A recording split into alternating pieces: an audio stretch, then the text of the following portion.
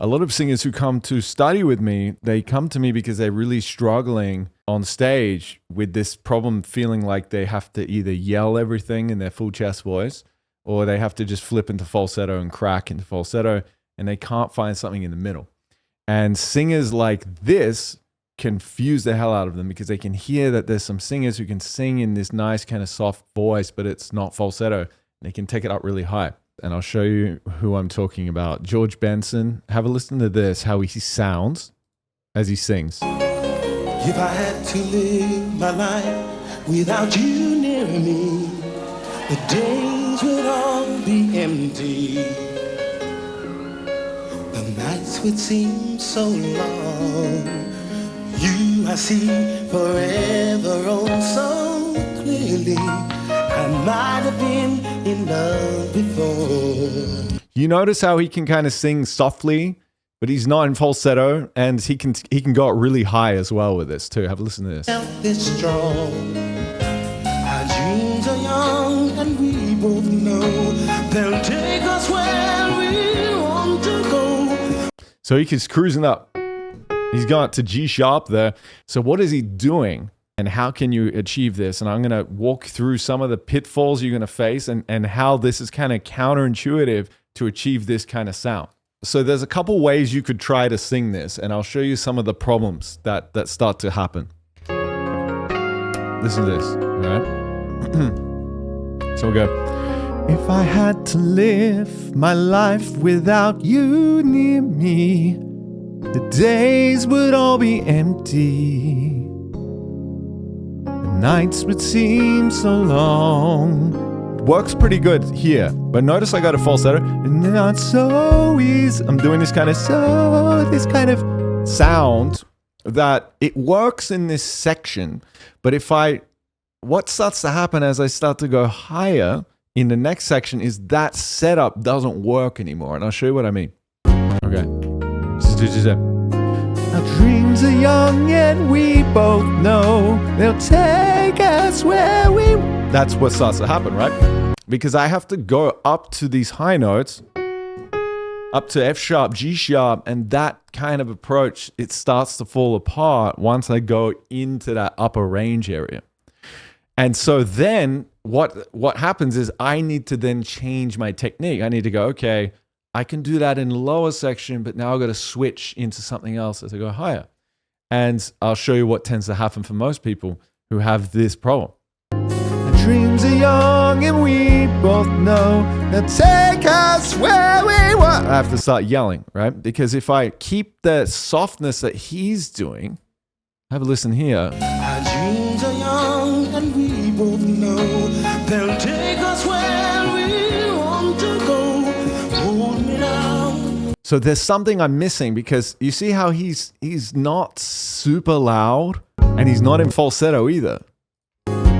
So if I try to match that volume, our dreams are young and we both know they'll take us where we want. It starts to do that, right? And this is the problem that so many singers who come to me have been facing. It's like I either have to scream out the notes to get up to the high ranges, or if I try to back off the volume a little bit, it goes into this like thin mixed voice, or I got to crack the falsetto. And I can make the falsetto sound good, but like, what are these guys doing who are able to do it in their full voice without screaming and without cracking the falsetto and without going to this like really thin mixed voice? What are they doing? You can waste years trying to just practice it and make it better and better and better and try to add more support or trying to modify your vowels or try to lower your larynx a bit more or try to open your soft palate. You can spend years doing that stuff and still be going,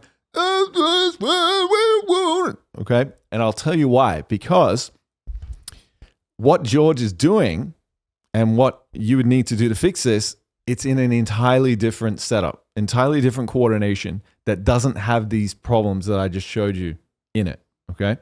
So the problems, they're not fixed in the coordination. You have to leave the coordination and find a different one, and those problems aren't in that coordination. That's kind of what I'm trying to say here. So there's actually a way that I can sing in my chest voice very soft and take it into the high range without it getting unstable. I'm going to show you how that sounds like.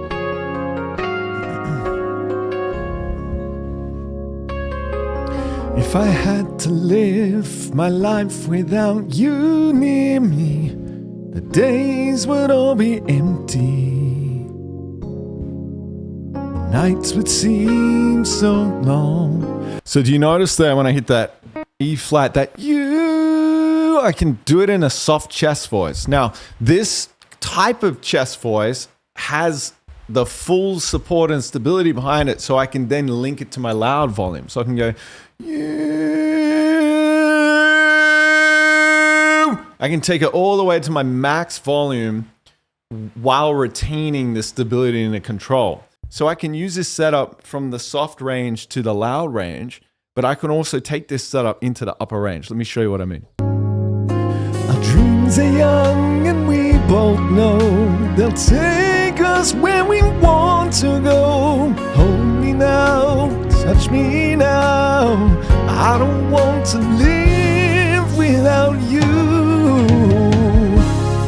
Notice I don't need to push a lot of volume through it. So the difference with this kind of approach that I'm using is that it's very consistent tonally from my lower range to the high range. And I don't have to get loud to keep the voice really consistent and stable. I can just keep it at one volume. I can get loud with it, but I don't have to get loud with it. That's the key. The other setup that I showed you before that was kind of unstable, you notice it starts to get more like falsetto and thinner as I go higher. So it's like, I don't want to live. It starts to go more in that direction, very thin. So hopefully you can see now that there's kind of two different coordinations, two paths you can take from your low range to your high range. And one path will lead you more towards this kind of mixing chest and falsetto approach together. So if I go from this falsetto and I mix it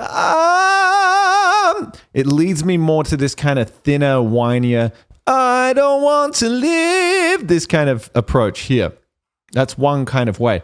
There's another way that I showed you where I can stay in my real voice, my chest voice, all the way to the top and keep it soft and keep it stable and sounding consistent from bottom to top without it getting excessively shaky and all that kind of stuff.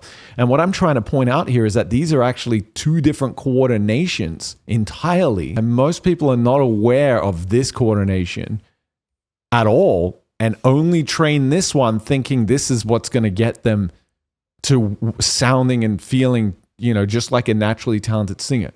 And so I want to point out to you that there's nothing wrong with you if you've been struggling. There's nothing, like, you may be thinking, man, like there's something wrong with my voice because I can't fix these issues that I'm facing.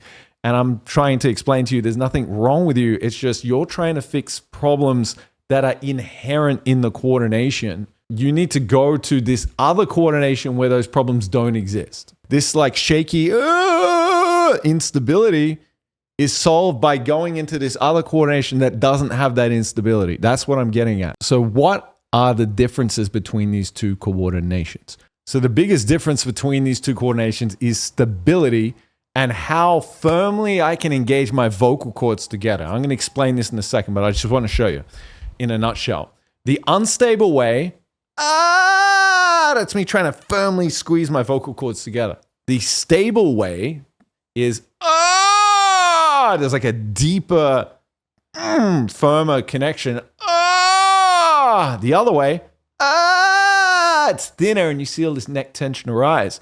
And it's arising because there's an instability that I can't kind of solve. I can't squeeze the vocal cords together firmly enough. I'll explain more about this. So one of the biggest things that you're going to hear in singing by naturally talented singers, by voice teachers, by even just like anyone is, you got to keep your voice relaxed. You got to let the resonance move freely and the air move freely. And that's the key. You got to keep your throat relaxed and free.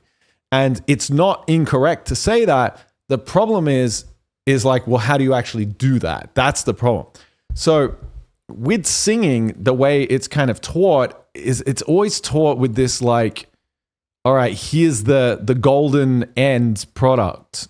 keep your voice free and relaxed, right? Okay, it's a shining goal. That's what we're trying to get to. But then it's kind of like, well, what are the actual stages involved to get there?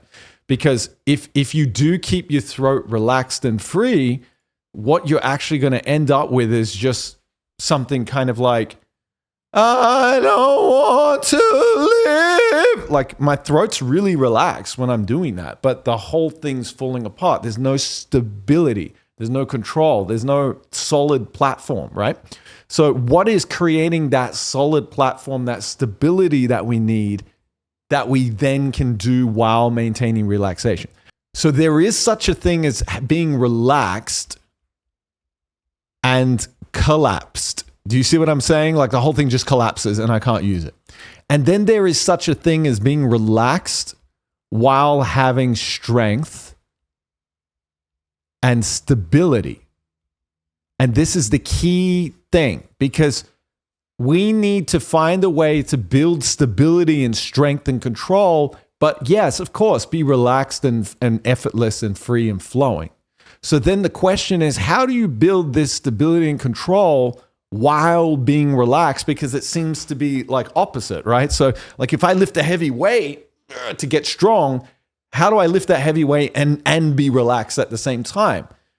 The answer is, when you're building strength, you can't be relaxed because you don't have the strength to be relaxed. Does that make sense? If I lift a heavy weight, I'm not going to be relaxed until that weight is very easy for me to lift.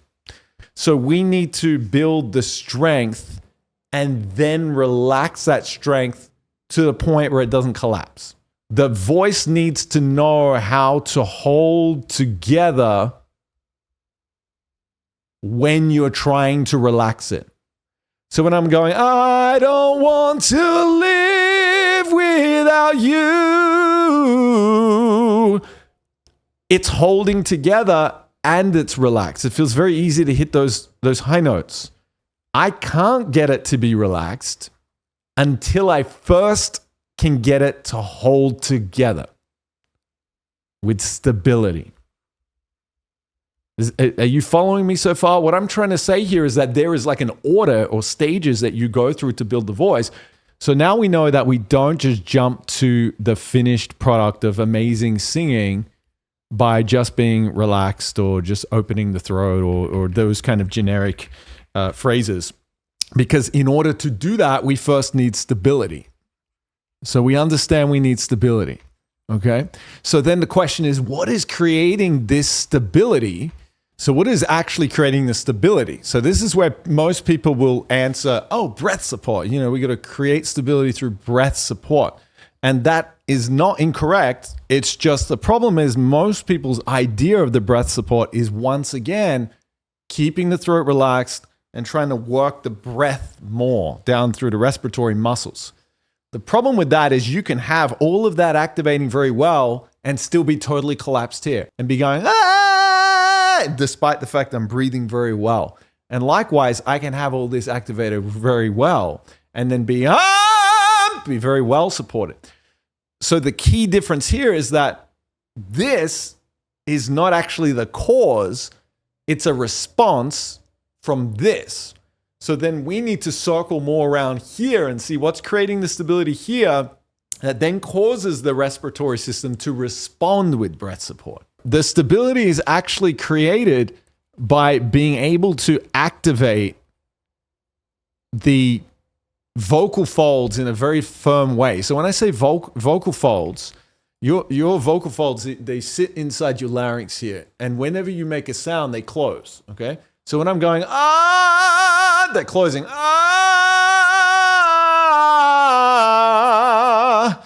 I can overly squeeze these vocal folds.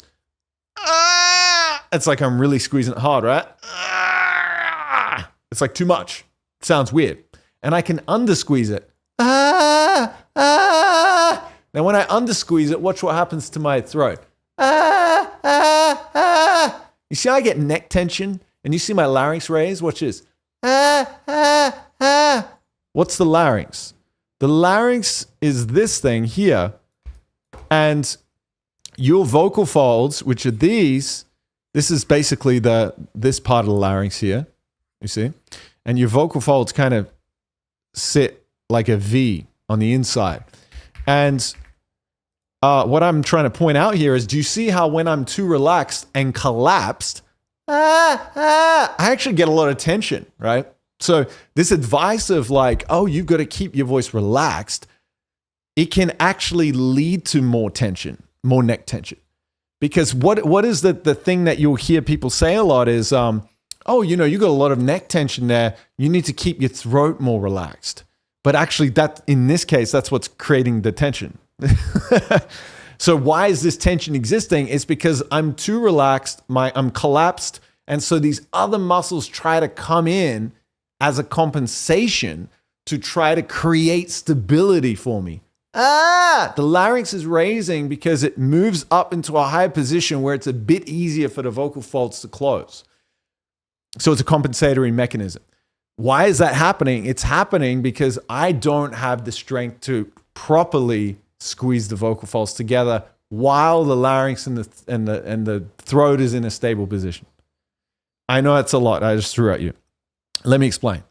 If I can squeeze this adequately, you see I don't get that neck tension now? You see that?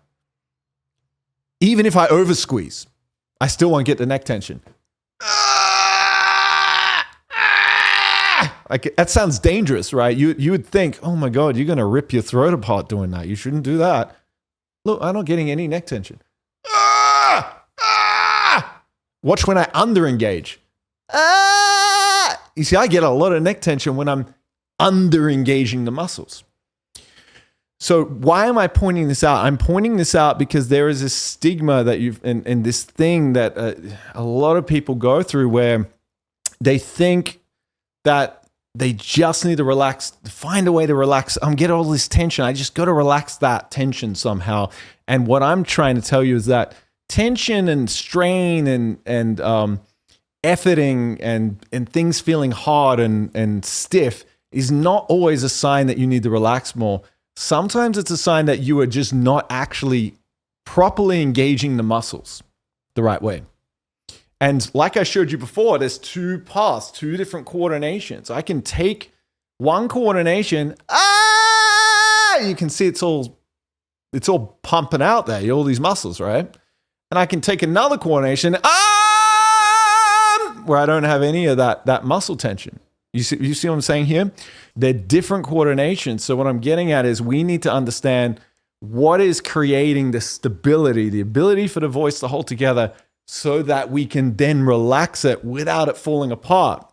Because when we're trying to sing these songs that are high, they're soft, but you're trying to keep that control and stability and freedom up to the high range without getting super loud and without it collapsing to falsetto, what we're looking for is stability and control first, and then we're looking to relax that. So what's creating the stability is you being able to properly squeeze the vocal folds together first. That's the first stage.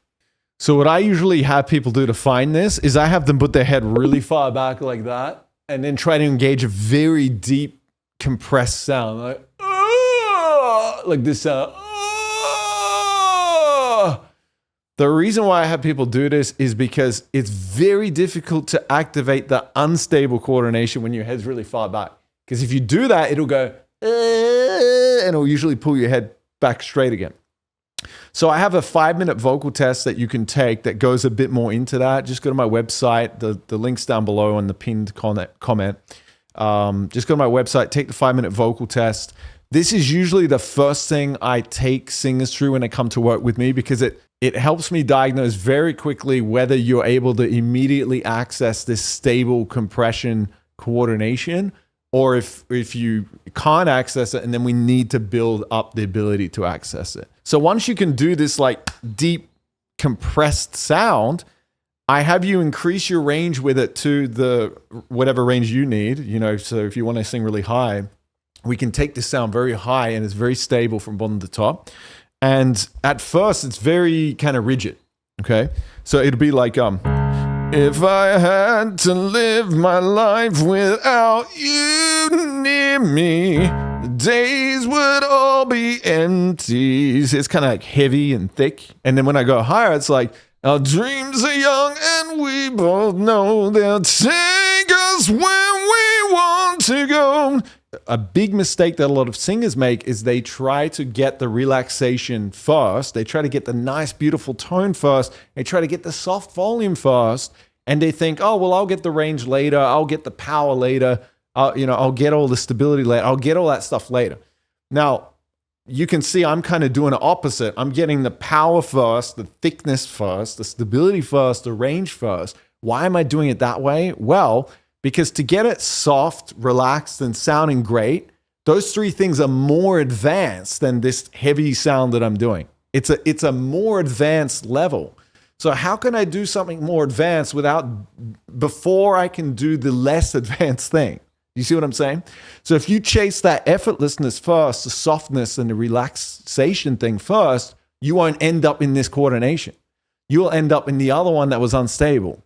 And then once you waste years realizing, oh my God, I can't fix the issues, you will then have to come to this coordination and then it will sound ugly.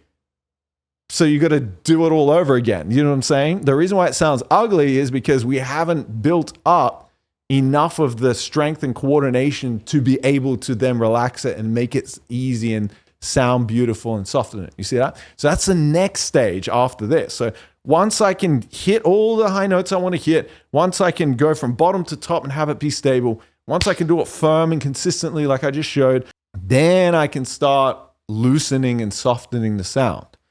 And that stage kind of looks like this. I usually have people put their head back up, and then I have them make this really like husky, like, this kind of sound. It's like dopey sound. And why am I doing that? Because it helps de-emphasize that squeeze that I built up. Okay? So then I can get, it'll take us where we want to go. Now it sounds loose. Now it sounds light and easy, but it just doesn't sound very pretty. You see what I mean? So then how do we get it to sound pretty? I can then start brightening up the vowels. So instead of being like, I can then bring my head down and go, Now I'm starting to open up the vowels more and brighten the vowels and get the sound clearer, but my voice isn't getting heavier. Do you see that? So it's not going, I'm not getting big to do it. I'm able to do it soft now. And I'm completely stable. So I'm not going, in the unstable coordination. I'm coming from this, that coordination and then softening that one, and then brightening and opening it up. So going,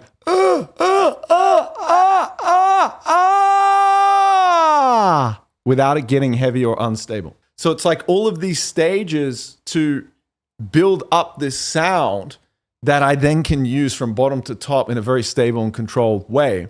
And I've reverse engineered stages to get there rather than just saying, all right, well, you got to try to move your resonance more this way and that way. And, I've had students that would say to me, hey, like, how is it meant to feel? Like, tell me how it's meant to feel. And I'm just like, it doesn't matter how I feel it. It matters how you feel it, because the way I feel it is going to be different to how you feel it. And you can't intellectualize how it should feel. I just got to get you to make the sound. It's like, what does water feel like if you've never went into the water? Oh, well, it feels wet. It's like, what does wet feel like? You know what I mean? So like, how do you describe that? What does blue look like if you've never seen the color blue? So it's better if I can just get you to do it and then ask you, how does it feel to you? And then that will be your unique sensation and your unique point of reference that we can then use. It's so much better that way. And the other thing too is that singing feels different at different levels, okay? So this is why it's very difficult to learn off naturally talented singers and even voice teachers who are really good at singing, because a lot of the best singers are they're always really good. And so you go like, how's it meant to feel? And they'll go, oh, well, it's meant to feel very relaxed and easy. And so then you're thinking, okay, well, I've got to make it feel relaxed and easy. But actually, yes, it is meant to feel relaxed and easy once the voice is properly prepared and is at that level where it can do that. But it won't feel like that when you're not at that level. And if you try to chase that sensation before your voice is ready for it, it'll lead you to a different coordination that is, I call it dead end coordination. It's not going to take you to where you want to go. So I've kind of showed you some of the stages here of like that relaxed, easy sound doesn't start that way. And you can't just jump to that unless your voice is already ready for it. It has all the prerequisites like developed. And some people are naturally talented in terms of they can do all of these sounds I've just showed you today. Some people can do it even without training. And that's what I would consider someone naturally talented, is someone that can just kind of do the sounds and be like, even if they consider themselves a beginner at singing, some people can do all of these sounds and then I can just start them at that level and then take them to the next level.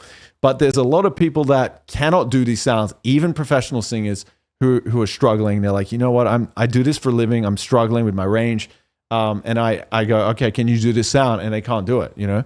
And so then we need stages to build your way up. And so this is why people work with me directly. It's so that we can work together. I can give you the guidance and the feedback and guide you towards where you are right now to where you want to get to. I get people who come to me who are like, you know, I got like 300 songs that I've written and I can't sing them. You know, I can fully produce them, play all the instruments.